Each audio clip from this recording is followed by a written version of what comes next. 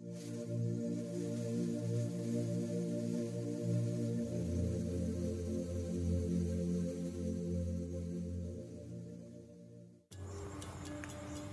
ब्रह्म महिमा अलेख शरण। नमस्कार दर्शक वृंद, आपण मानंकु आजिर राशिफल कार्यक्रम रे मु एस कुमार स्वागत जनाऊछि।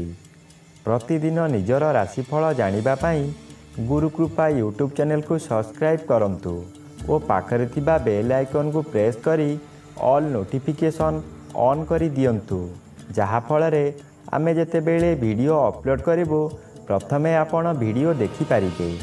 आमर यही वीडियो रे आपण संपूर्ण पंचांग सहित मेष ठारू मीन पर्यंत 12 गोटी राशिर राशिफल विषय रे जानि पारिबे। वीडियो को दयाकरी शेष पर्यंत देखंतु। वीडियोटी भल लागिथिले वीडियो को लाइक करंतु एवं आपणक प्रियजन पाखु शेयर करी जणांतु। एबे आसंतु जानिबा आज दिनर संपूर्ण पंचांग विषय। आज 2025 मसीहा अगस्ट मास 19 तारिख मंगलवार, दिल्ली स्वराब्द सन 1432 साल, स्वाधीन भारताब्द 79 वर्ष, महिमाद 198 वर्ष, उत्कल गजपति श्री श्री गजपति दिव्यसिंह देव महाराजांकर 68 अंक, सौरस्व भाद्रव मास 3 दिन, चांद्रमते भाद्र कृष्ण पक्ष एकादशी तिथि दिबा 2 घंटा 56 मिनिट पर्यंत। आजिर सूर्योदय विरजा क्षेत्र को 5 घंटा 30 मिनिट, सिंह लग्न सूनुदंड 19 लिता गते उदय। आजिर सूर्यास्त विरजा क्षेत्र को 6 घंटा 6 मिनिट, कुंभ लग्न सूनुदंड 18 लिता गते अस्त। आज मिथुन चंद्र 60 दंड, आरद्रा नक्षत्र रात्रि 1 घंटा 6 मिनिट पर्यंत। आज जन्मित शिशुर मिथुन राशि शूद्रवर्ण नरगण, रात्रि 1 घंटा 6 मिनिट गते देवगण। आज मृत व्यक्तिर 1 पाद पुष्कर दोष दिबा 2 घंटा 56 मिनिट गते 2 पाद पुष्कर दोष एवं रात्रि 1 घंटा 6 मिनिट गते 3 पाद पुष्कर दोष। निषिद्ध खाद्य आज सिंह भोजन निषेध अटे, दिबा 2 घंटा 56 मिनिट गते पोई भोजन निषेध अटे।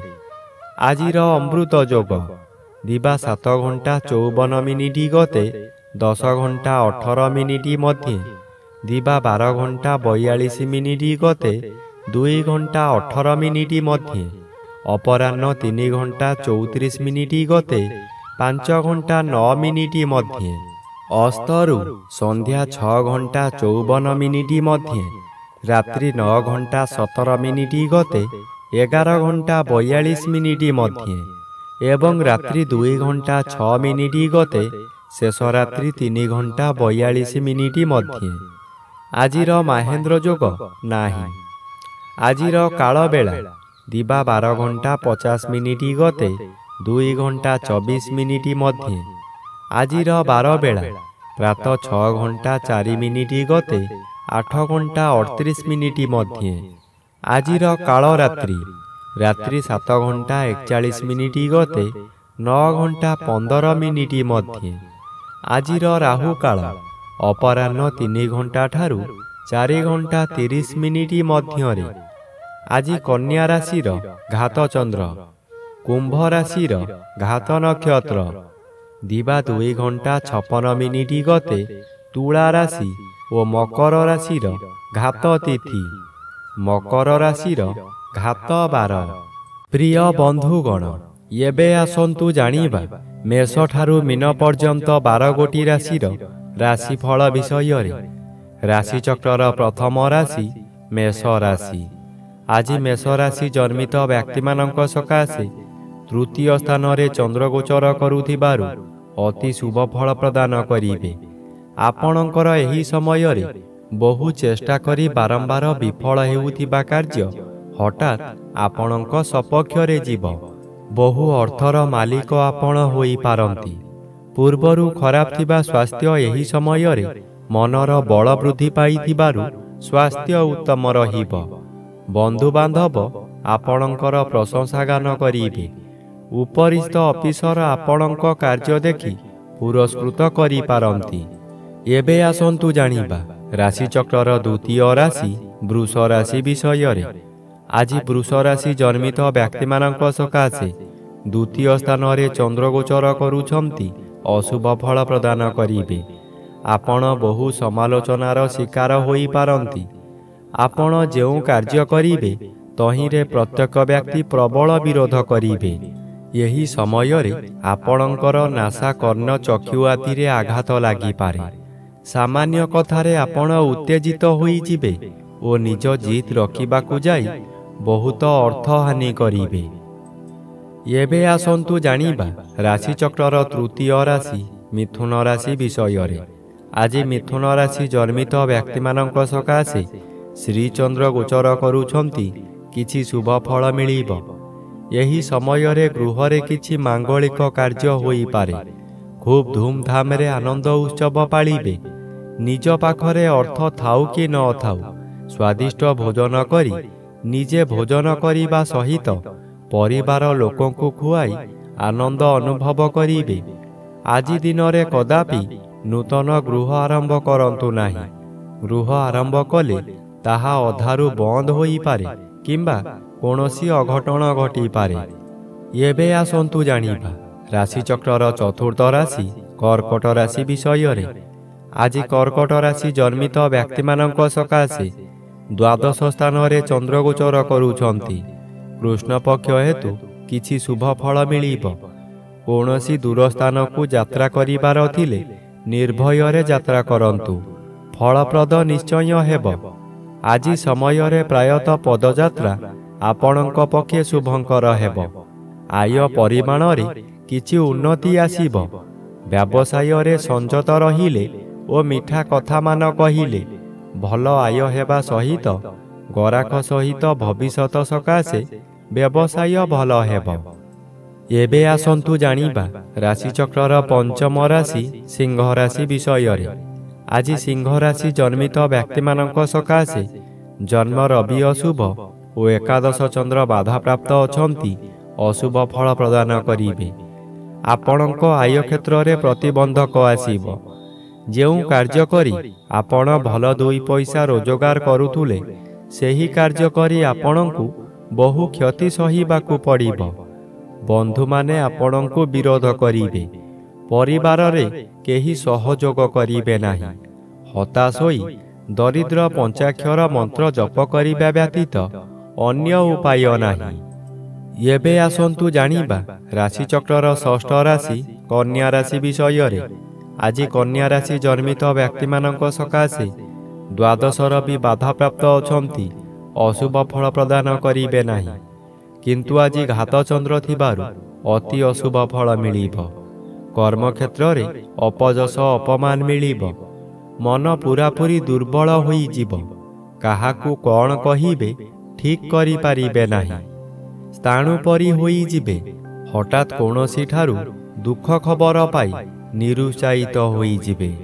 ଉଚ୍ଚ ସ୍ଥାନରୁ ପତନ ଯୋଗ ରହୁଛି। ଏପରିକି ନିଜ ଗୃହରେ ମଧ୍ୟ କିଛି ଦୁର୍ଘଟଣା ଘଟିପାରେ। ଏବେ ଆସନ୍ତୁ ଜାଣିବା ରାଶିଚକ୍ରର ସପ୍ତମ ରାଶି ତୁଳା ରାଶି ବିଷୟରେ। ଆଜି ତୁଳା ରାଶି ଜନ୍ମିତ ବ୍ୟକ୍ତିମାନଙ୍କ ସକାଶେ ନବମ ସ୍ଥାନରେ ଚନ୍ଦ୍ରଗୋଚର କରୁଛନ୍ତି ଅଶୁଭ ଫଳ ପ୍ରଦାନ କରିବେ। ପିତୃପୀଡ଼ା ଗୁରୁଜନ ପୀଡ଼ା ଦେଖାଦେବ।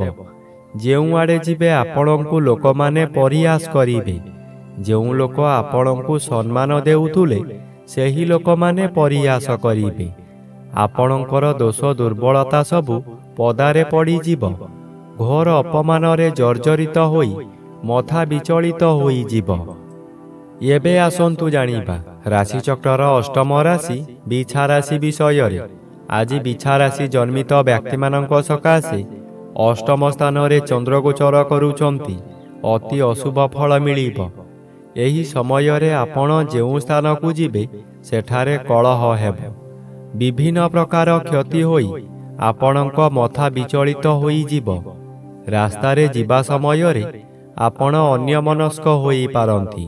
ସାବଧାନ ନ ରହିଲେ ଯାନବାହନ ଦୁର୍ଘଟଣାକୁ ଏଡ଼ାଇ ଦେଇ ହେବ ନାହିଁ। ଏହି ସମୟରେ ଆପଣଙ୍କୁ ଗରମ ଜ୍ୱର ମଧ୍ୟ ହୋଇପାରେ। ଏବେ ଆସନ୍ତୁ ଜାଣିବା ରାଶିଚକ୍ରର ନବମ ରାଶି ଧନୁ ରାଶି ବିଷୟରେ। ଆଜି ଧନୁ ରାଶି ଜନ୍ମିତ ବ୍ୟକ୍ତିମାନଙ୍କ ସକାଶେ ସପ୍ତମ ସ୍ଥାନରେ ଚନ୍ଦ୍ରଗୋଚର କରୁଛନ୍ତି। ଆପଣଙ୍କର ପ୍ରତ୍ୟେକ ଦିଗରୁ ଶୁଭ ଫଳ ମିଳିବ। ଏହି ସମୟରେ ଚାକିରି ନ ପାଉଥିବା ବ୍ୟକ୍ତି ଚାକିରି ପାଇପାରନ୍ତି। ଚାକିରି କରୁଥିବା ବ୍ୟକ୍ତିମାନଙ୍କର ପଦୋନ୍ନତି ହୋଇପାରେ। ବ୍ୟବସାୟ କରୁଥିବା ବ୍ୟକ୍ତି ଅଧିକ ବ୍ୟବସାୟକୁ ବୃଦ୍ଧି କରିପାରନ୍ତି। ଉତ୍ତମ ରୂପେ ବ୍ୟବସାୟ ଚାଲିବ। ଆଶାଠାରୁ ଅଧିକ ଲାଭ କରିବେ। ପରିବାରକୁ ନୂତନ ବନ୍ଧୁ ଆସିପାରନ୍ତି। ବିବାହିତ ମାନଙ୍କର ବିବାହ ପ୍ରସ୍ତାବ ଆସିପାରେ। ଏବେ ଆସନ୍ତୁ ଜାଣିବା ରାଶିଚକ୍ରର ଦଶମ ରାଶି ମକର ରାଶି ବିଷୟରେ। ଆଜି ମକର ରାଶି ଜନ୍ମିତ ବ୍ୟକ୍ତିମାନଙ୍କ ସକାଶେ ଷଷ୍ଠ ସ୍ଥାନରେ ଚନ୍ଦ୍ରଗୋଚର କରୁଛନ୍ତି। ଶୁଭ ଫଳ ପ୍ରଦାନ କରିବେ। ଆପଣଙ୍କ ପରିବାର ମଧ୍ୟରେ ହସ ଖୁସିର ଉତ୍ତମ ବାତାବରଣ ଖେଳିଯିବ। ବିଗତ ଦିନମାନଙ୍କରେ ଆପଣ ପ୍ରତ୍ୟେକ କାର୍ଯ୍ୟରେ ଫେଲ୍ ମାରିଥିଲେ। ଏବେ ଯେଉଁ କାର୍ଯ୍ୟ କରିବାକୁ ଆଗ୍ରହ ପ୍ରକାଶ କରିବେ ତହିଁରେ ସଫଳତା ନିଶ୍ଚୟ ମିଳିବ। ଷଷ୍ଠ ଚନ୍ଦ୍ର ଆର୍ଥିକ ଦୃଷ୍ଟିରେ ଉନ୍ନତି ଆଣେ।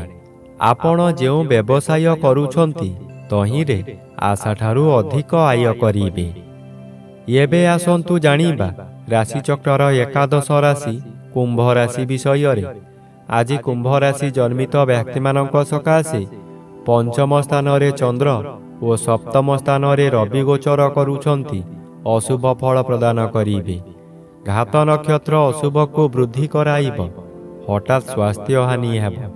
କୌଣସି ଗୋଟାଏ କାମ କରିବାର ସମୟ ନିର୍ଦ୍ଧାରିତ ହୋଇସାରିଥିବ, କିନ୍ତୁ ଆପଣଙ୍କ ଶରୀର ଅସୁସ୍ଥ ହେବା କାରଣରୁ ଆପଣ କଥା ଦେଇ କଥା ରଖିପାରିବେ ନାହିଁ। ମନରେ ଦୁଃଖ ଯନ୍ତ୍ରଣା ଭୋଗିବେ। ମନରେ ଦୁଶ୍ଚିନ୍ତା ବଢ଼ିଯିବାରୁ ରୋଗ ମାଡ଼ି ବସିବ। ବହୁ କଷ୍ଟ ଭୋଗିବେ। ଏବେ ଆସନ୍ତୁ ଜାଣିବା ରାଶିଚକ୍ରର ଦ୍ୱାଦଶ ବା ଶେଷ ରାଶି ମୀନ ରାଶି ବିଷୟରେ। ଆଜି ମୀନ ରାଶି ଜନ୍ମିତ ବ୍ୟକ୍ତିମାନଙ୍କ ସକାଶେ ଚତୁର୍ଥ ସ୍ଥାନରେ ଚନ୍ଦ୍ରଗୋଚର କରୁଛନ୍ତି। କୃଷ୍ଣପକ୍ଷ ହେତୁ ବେଶୀ ବିଚଳିତ ଲାଗିବ ନାହିଁ। ଧୈର୍ଯ୍ୟର ସହିତ ଆଗକୁ ଆଗକୁ ମାଡ଼ିଯିବେ। ଅର୍ଥ ଆସିବାର ବାଟ ଫିଟିଯିବ, କିନ୍ତୁ ତତ୍କ୍ଷଣାତ୍ ମିଳିବ ନାହିଁ। ଚାକିରି କରୁଥିବା ବ୍ୟକ୍ତିମାନେ ଶୁଭ ଖବର ପାଇ ଆନନ୍ଦିତ ହେବେ। ଚତୁର୍ଥ ସ୍ଥାନ ବିଦ୍ୟାସ୍ଥାନ ଓ ମାତୃସ୍ଥାନ ହୋଇଥିବାରୁ ମାତୃ ସହିତ କିଛି କଥା କଟାକଟି ହୋଇପାରେ। ବିଦ୍ୟାର୍ଥୀମାନେ ବିଦ୍ୟାରେ ଉନ୍ନତି କରିବେ।